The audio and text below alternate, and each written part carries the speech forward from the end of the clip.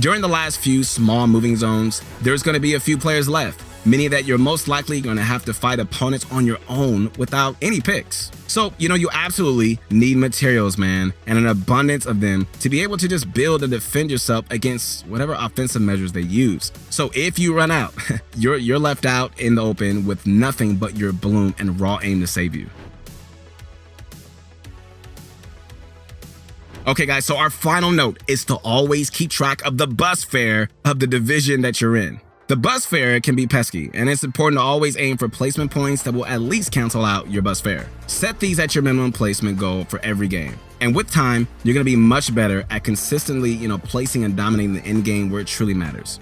Now, of course, you may see some well-known players recently W King and just being extremely successful with it, I get it, but you have to keep in mind that the mechanics these players have are just like way beyond the average level. That's why we love watching them.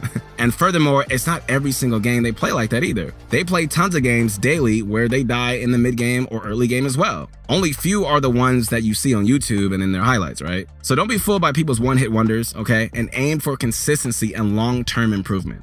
All right, guys, once again, this is your motivation guy. That's right, your friend, the one and only Keith Allen. It is my joy and honor to motivate you guys, man. Keep going. I believe in you. I am your #1 fan. What are you waiting for? Greatness is waiting for you. So keep going. All right, guys, that's it for today's video. We hope you enjoyed it. Comment down below what you guys thought and what you guys would like to see next, because we strive to bring you guys daily quality content. So do us a favor by liking this video, subscribe to the channel, and show ProGuys.com some love using code ProGuys in the item shop. All right, we'll see you soon. Peace.